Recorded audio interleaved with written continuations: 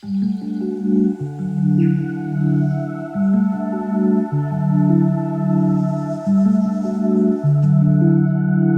reviewed some divisive watches lately, but let's be honest, is there another kind?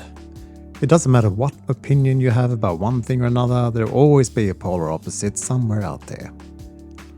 Take the Lorca GMT for instance. To me this is incredibly beautiful. It reminds me of how I fell for another one from North America, one I immediately just gelled with in the Marion Instruments.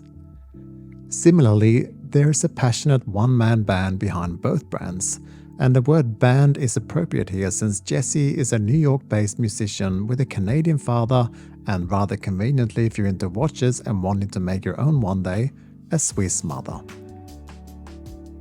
The story goes that after frequently touring Europe as a solo performer and always feeling that his ideal watch travel companion was missing, he came up with his own design. Okay, haven't we all sketched out something or other and then given up?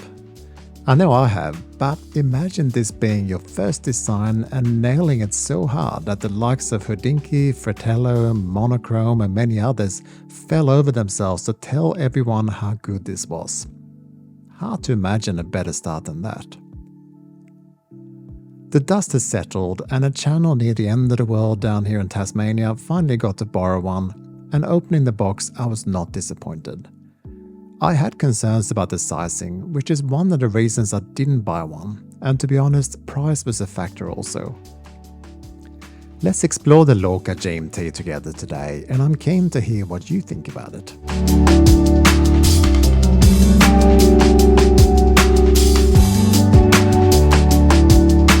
With this mid-century aesthetic, it's not surprising that the packaging follows suit. And both the inside and outside boxes are rather impressive indeed.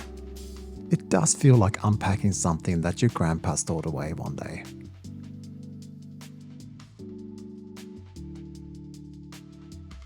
As I mentioned, the sizes concerned me with my slightly above average wrist, so what a surprise it was to have it be a perfect fit. The case is 36mm wide, but the overhanging bezel takes it up to 36.8mm or so, and I think it wears extremely well. Lug to lug is 44mm, which certainly helps, and the lug width is a mildly inconvenient 19mm, but it makes sense sizing wise. I measure it at 11.6mm thick and it weighs in at 104 gram. Water resistance is 200 meters and we get a 2-year warranty. The dial is so distinctive with these long minute markers and the sharp Dauphine hands with their slivers of lume and this gorgeous logo. I received a lovely handwritten letter with my loan of this one, and the handwriting is suspiciously close to the Lorca logo, so it may be that this is the owner's own creation. I've always thought that out of all cursive writing, the letter L is usually the prettiest, and it's not unlike my late Auntie Lena's treatment of the L, which is a fond memory for me. At the 6th position, we get a waterproof rating and GMT in small writing that is neither too in your face nor too over the top.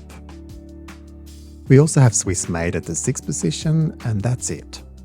I personally really like the rough indices, which almost look completely untreated, which I think matches the rest of the watch, which is quite utilitarian in its approach. I've always liked crosshair dials since I think it divides up the dial nicely and adds depth when there is no sunburst treatment. This high polished black dial really lifts all the details, and at least on photos it appears easier to read than the silver version of this dial. The date complication that sits at the 9 uses the same font as the other numbers, and using a shape like this for the window means it stands out a little better than most dates, and certainly works better for me than the tiny Miyota date complications. It's remarkably easy to read, even with eyes that are not as sharp as they used to be. The extra GMT hand is longer than any other hand, which gives it prominence, and in bad light it can sometimes be the only one you can always see. The other hands, gorgeous as they are, can disappear a little.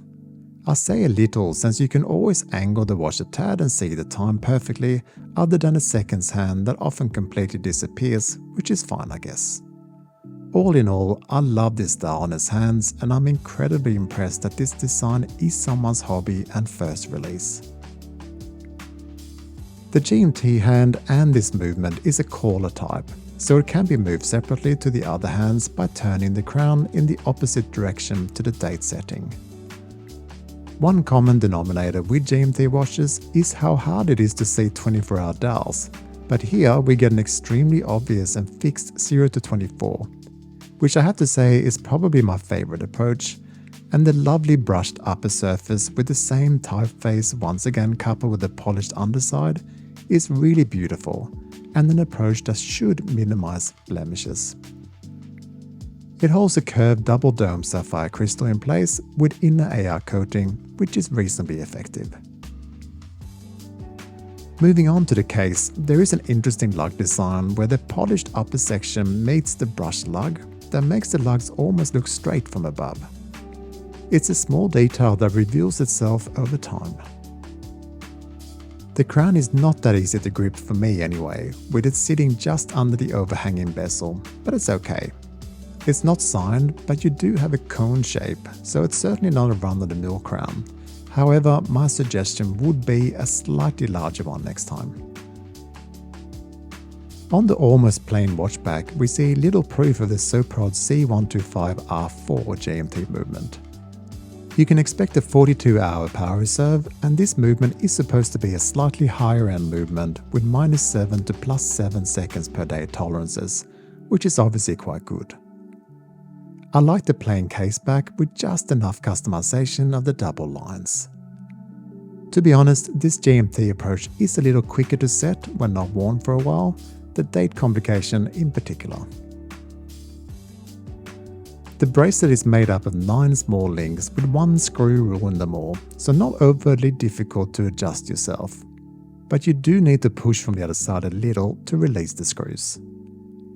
It is supremely comfortable and drops straight off from the fitted end links. They can get a little caught up sometimes folding in on themselves, but no problem fixing that yourself.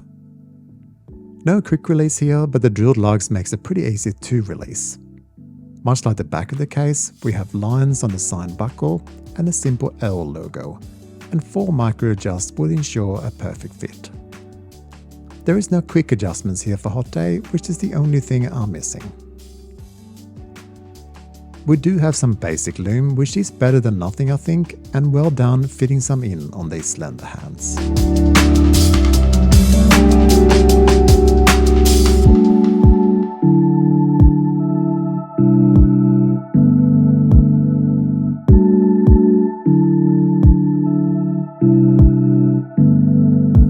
I have really enjoyed my time with this Lorca GMT. It's an impressive design for a first production, and I will gladly wear it daily. It needs to convince you to spend $1,750 on it, and when it comes to the sum of its parts, there's no reason not to spend that here. We have a great movement that keeps good time and is easy to adjust. There are tons of little details such as a custom font date wheel, an incredibly attractive face, brilliant presentation and first impressions, and a comfortable bracelet that's only missing a quick adjust. It also qualifies for a Swiss made, so the only question mark here is if you're willing to take a chance on a new brand. I say new, but it's been out for almost a year and a half now, so if there were any major issues, we'd know about it now, I'd say. One thing I do not have any issues with whatsoever is the size. So if you're one of the many that dismisses watches based on the diameter, think again. Check it out on my wrist and know that I'm pushing 190 centimeters tall and a 19 centimeter wrist, so if I can wear it, then I'd say many of you can as well. So what do you think? Are you considering one now, or do you own one already? Let me know in the comments.